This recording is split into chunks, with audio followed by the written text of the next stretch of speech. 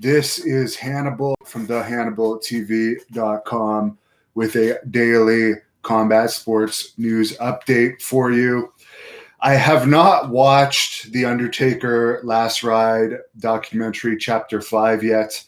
I'm actually going to watch it and do a review as soon as I'm done this update. But apparently the big news coming out of the fifth and final chapter is Undertaker says, and I quote, "If Vince was in a pinch, would I come back? I guess only time will tell.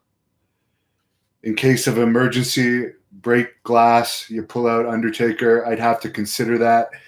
Never say never, but at this point in my life and in my career, I have no desire to get back in the ring." So we know that wrestlers saying they're retired means absolutely nothing, because wrestlers continuously come out of retirement, and it was only a few years ago at the WrestleMania in Orlando where it appeared Undertaker was retired. It seems like to not actually have a promoted retirement match for him would be a waste. So only time will tell on that, but I'll watch the documentary and do a full review later tonight. So as it stands now, his final match was WrestleMania 36, the cinematic match versus AJ Styles, who, by the way, I'll say it again and I'll never shut up about it. I pinned AJ Styles twice in one night when he was New Japan Pro Wrestling IWGP champion back in 2014. It was only my third match back after being off for 3 years, taking care of medical issues, and I managed to pin him twice. So that's why New Japan, I think, was always scared to bring me in, because of how easily I manhandled AJ Styles when he was their champion. In other wrestling retirement news, former ECW star C.W. Anderson, who's now 49, announced that he's no longer going to wrestle anymore and is retired. According to Dave Meltzer, I listened to his Wrestling Observer radio today. As far as the accusations against Jim Cornette, and I thought of this myself, he's self-employed, so all of these accusations, I guess, that certain wrestlers would have to have sex with his wife to get a push, because I guess supposedly Cornette allegedly got off on that. It doesn't really matter because he works for himself. And to be honest, you're just giving him topics to talk about on his podcast.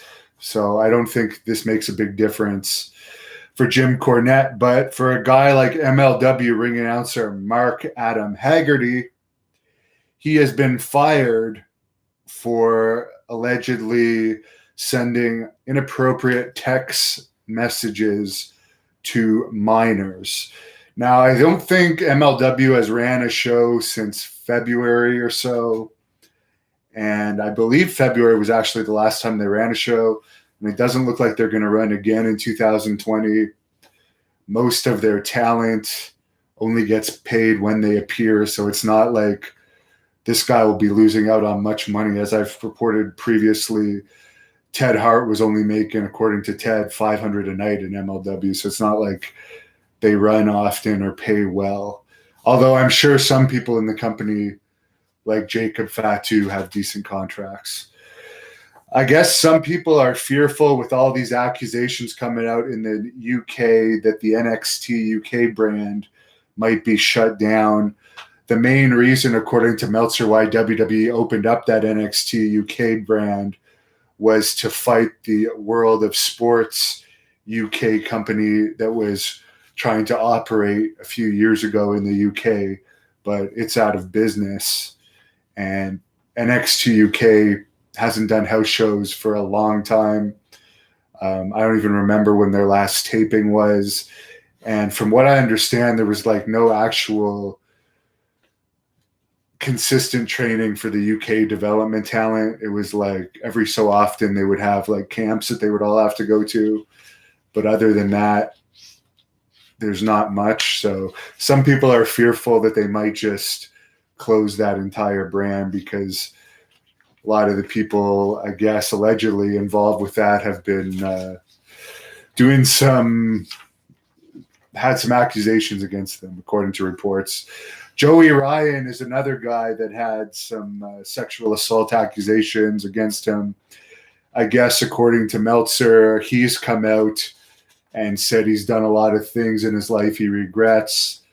And apparently he's going through counseling now for whatever his issues are, I guess, related to these sexual assault accusations. Now, Joey Ryan at last year's WrestleMania, people could pay $50 to get a picture with him grabbing. They could like pay $50 to grab his dick and get a picture grabbing his dick. So there's a guy that really doesn't have good values as far as like, I would never do that, for instance. Like that's pretty much prostitution. Pay me $50. You can grab my dick and get a picture with me. Bizarre guy. I mean, Colt Cabana, who's one of the most insulting guys ever in the wrestling business for his phoniness. He kissed Joey Ryan's dick in a match not too long ago. And Colt Cabana got a job in AEW after that. Surprise, surprise. Mark Dark Shadow tipped me $2. Thank you very much. By the way, AEW, Meltzer confirmed, has not fired this Jimmy Havoc guy that also has a lot of accusations against him. As far as in the 90s, we talked about this a bit in previous things, in previous updates. I mean, all these accusations are coming out now on social media. It's very easy to accuse people of stuff on social media. I don't know how many formal charges have actually been laid, if any. But in the 90s, Meltzer pointed out a lot worse stuff was going on as far as women being drugged and all sorts of fucked up stuff. And as I mentioned, Ric Flair is known for flashing women, flashing stewardesses, doing all kinds of shit. But everybody loves Ric Flair.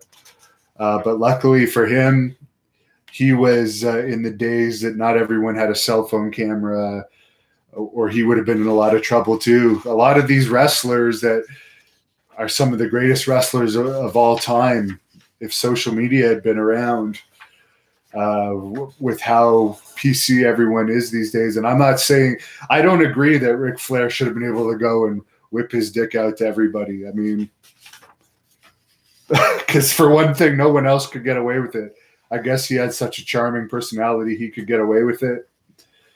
But whatever, he got away with it. I guess also related to this, Missy Hyatt and Medusa both came out with some horrible stories that they witnessed over the years. Missy Hyatt said, how about H-bombing women for laughs? She remembers being H-bombed and almost passing out while driving a car. H-bomb is a Halocin, for anyone who doesn't know, which is a central nervous system depressant tranquilizer that is often used to treat insomnia. And that drug was abused by wrestlers back in the day.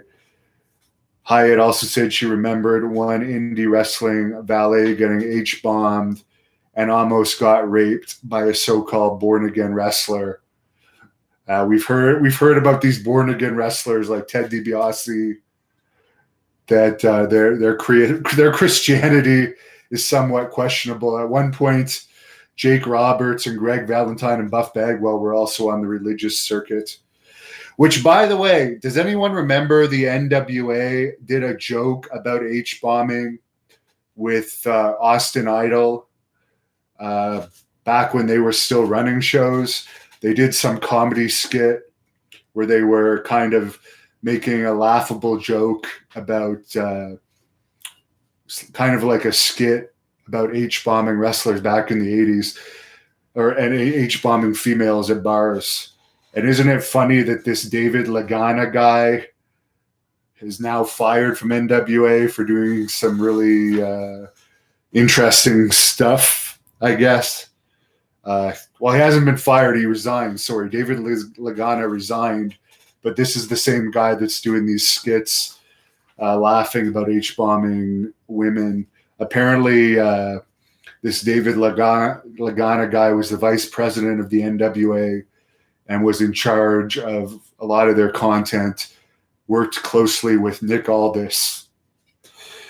Medusa also said she saw an H-bomb incident where she came out of a hotel and saw a naked girl with her eyebrows shaved, only wearing cowboy boots, and was passed out. She reported it to the front desk and asked them to call the police. Apparently, according to Medusa, she said some male wrestlers found it was funny to do this to the woman.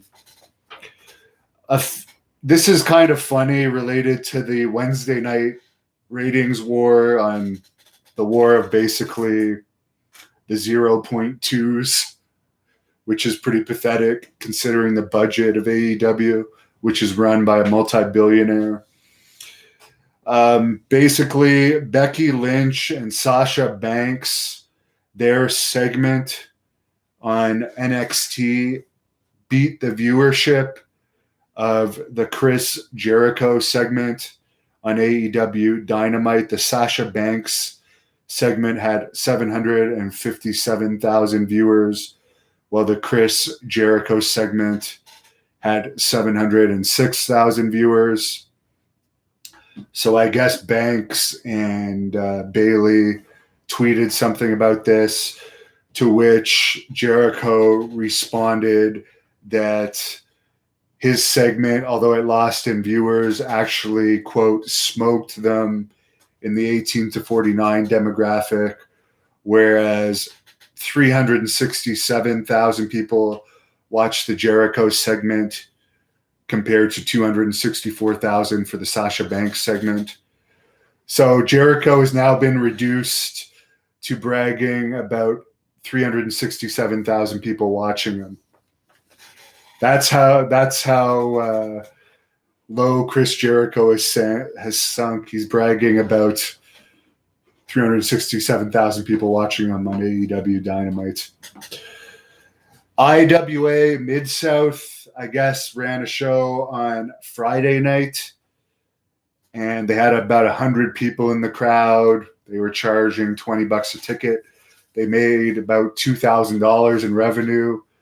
Probably not a huge profit on a show, but I know Jim Valley of the Wrestling Observer criticized them, and some other people criticized them for running during the pandemic, saying that the profit wouldn't even have been much.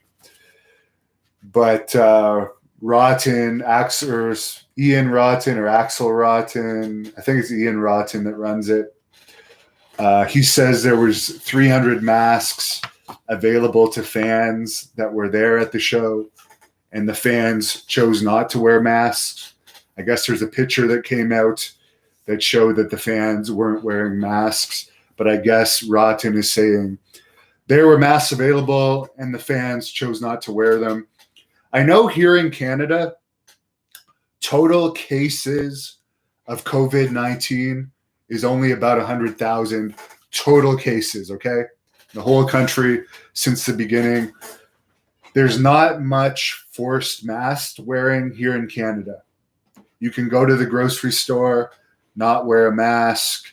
You can do stuff and not wear a mask. We don't have the gyms open yet in my part of Canada, but the alcohol stores are open.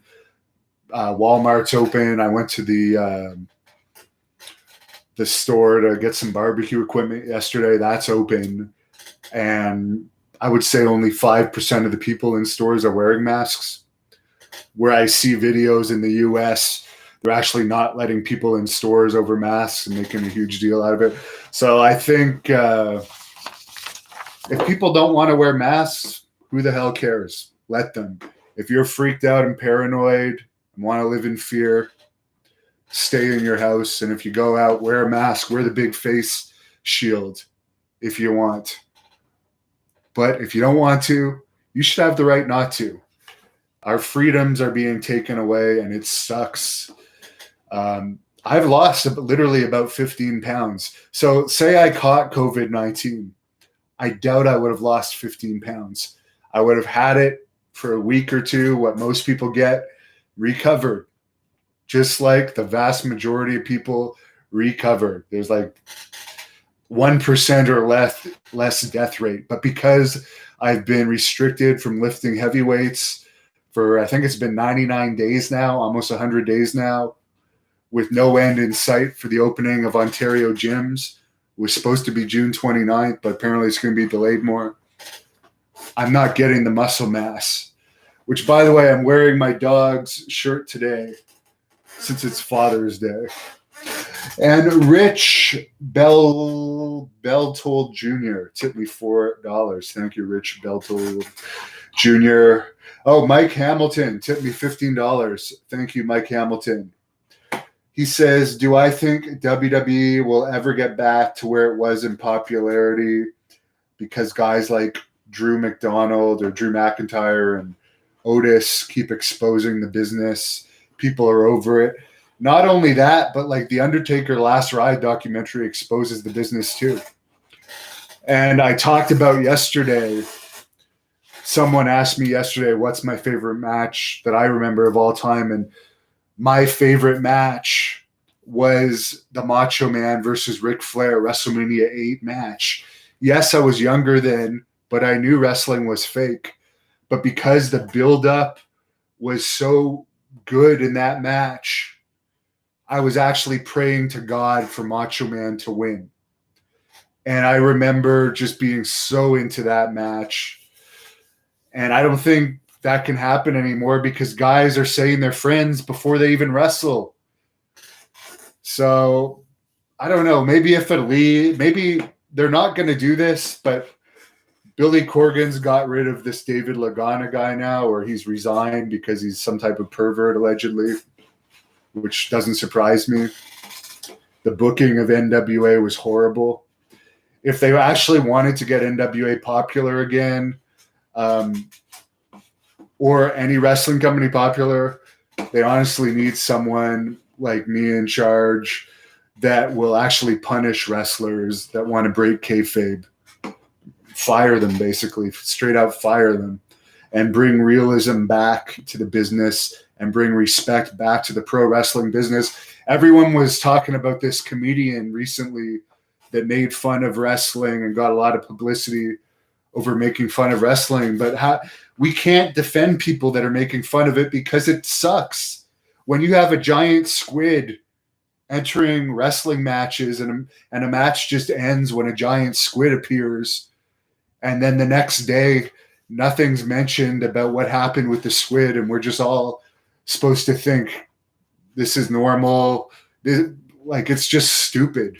Or Joey Ryan, the alleged pervert sexual assault guy, Joey Ryan, that I guess Ken Shamrock took a move from his dick.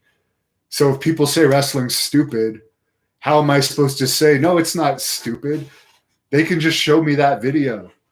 All you could do is have one company that is a hardcore wrestling company, old school company, that shows themselves as different from the crap you see in AEW and WWE.